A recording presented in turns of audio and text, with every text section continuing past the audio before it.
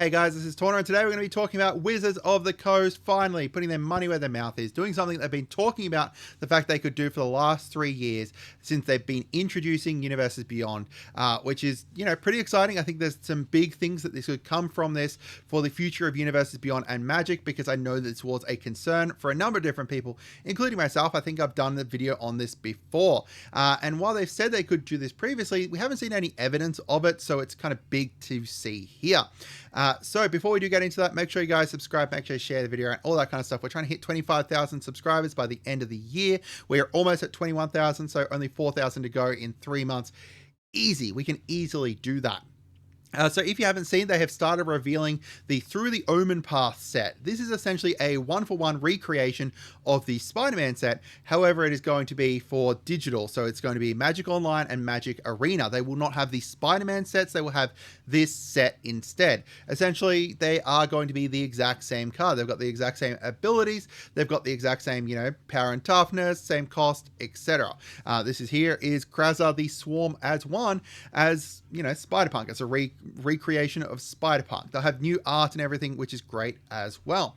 However, there is a big change that's going to happen here, which we'll talk about in a little bit after we kind of go through, show you these couple cards. So this one here, Krasar, the Swarm is one, and then we've got the Scions of the Earth Spider here, which I really like. I find that very interesting. We've got the Dragon, we've got Arabo, which is essentially like the Cat, and now we're seeing an Spider as a 5-color, essentially Spider-Man, reprint of Cosmic Spider-Man there.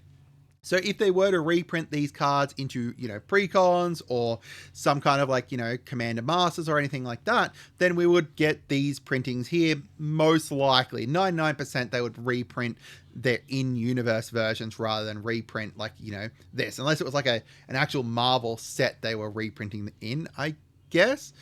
But there is a huge change here, which is this card here. So this is the Soul Stone on the left, and then the Terminus of Return here on the left.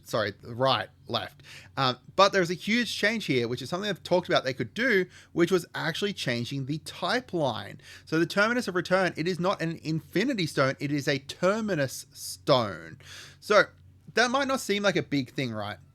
But there is a huge amount of different creature types and stuff that this can have a big effect on. So now, instead of, this is the first time they've ever done this, where they've reprinted a card from a Universes Beyond, as much as, it's not really reprinting, given it's digital, and, it's not actually getting reprinted. It's also coming out at the same time and everything. This is the first time they've actually changed the type line from one that is IP locked. Like Infinity Stone is kind of IP locked. I believe they would have the copyright on it. If not, it's very clearly copyrighted by Marvel or tied to Marvel. Changing it to Terminus Stone kind of breaks that, kind of separates it from the Marvel universe, makes it its own thing and everything, which has some pretty big, consequences across the reprintability of a whole bunch of cards. So this is a question that was asked to Marrow back in 2022, Mark Rosewater. I find myself asking when we get reprints from 40k, is the Tyrannid creature type going to be Sliver, Phyrexian, etc., or something else? I'm suddenly binging on the 40k lore and making guesses of many others, but the Tyrannid is something else. So what Marrow replied was, if we make a Magic-themed version, it would be a new, but treated as the same creature type. So therefore, Terminus and Infinity are treated as the same artifact type. They're not as far as I'm aware, they're an artifact type, not a creature type or anything. So these would be treated as exactly the same, Terminus and Infinity. That will be, important potentially later on if, they reprint the Terminus of Return into an actual physical pack, and then you've got a card that, cares about Infinity or something that will care about Infinity and Terminus. So, they've talked about this since 2022. We've never seen anything like this. We have seen reprinted cards from Universes Beyond already. This Wreck and Rebuild was printed within the Doctor Who set. Was printed within the Doctor Who set, and then later reprinted within OTC, the Outlaws of Thunder Junction Commander. So, they've reprinted, there's one other one, which was one from Lord of the Rings, like a shadow summoning, I think it was as well. These are not bound to that IP's name. They don't have like the creature types or anything like that. And if we have seen, you know, reprints of the universes within ones, the creature types as well are the same, right? Like Greymond here has human soldier and human soldier as Rick Steadfast Leader. These are functionally identical cards. If you're, you know, running a commander deck, you can only have one of these two cards, but they do have, you know, different names and everything. They are universes within version of it. But having this different creature type, different artifact type is really big, because that means that, you know, we can get reprints. And as I said, you know, this has been in discussion for quite a while. Marrow's confirmed they were able to do this. However, we haven't seen it for the last 3 years. So this is the first chance we've kind of seen it. It means that all those IP creature types can definitely be reprinted, which, you know, we knew that, but it also means that, you know, going beyond this, Wizards of the Coast has no excuse not to be able to reprint those. They can reprint them in, you know, boosters or into, like, you know, commander products. Most likely commander products would see a lot of them in, because they're kind of commander focused. But, you know, if we get like a modern Horizons 4, we could see some reprints from like Lord of the Rings, which was a straight to modern set kind of thing. There is a lot of Universes Beyond cards that I think that people would love to see reprinted here as well, with in-universe lore, in-universe art, etc.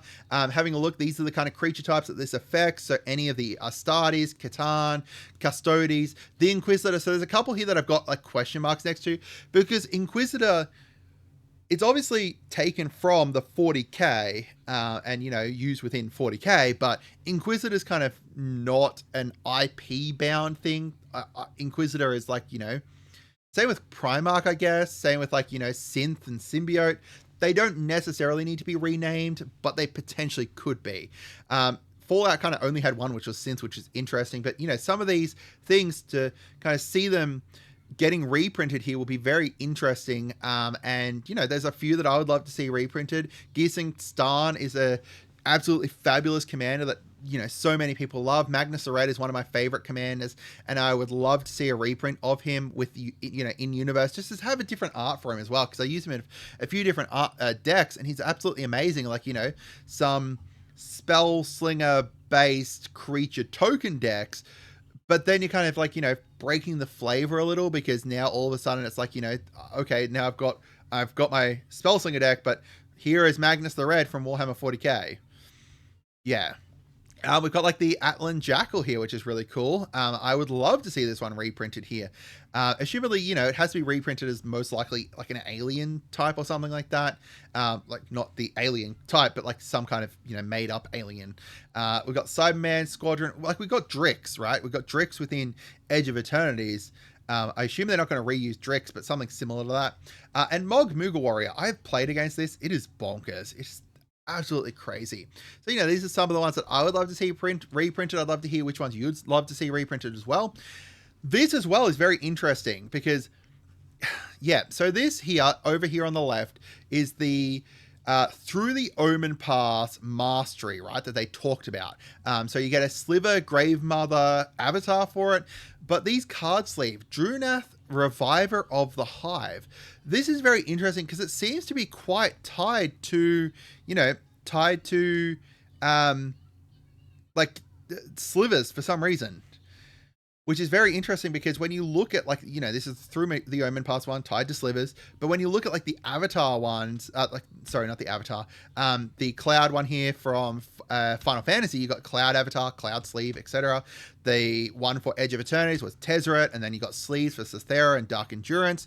So this is obviously very, very tied to the set. But how are they tying Through the Omen Pass to the slivers?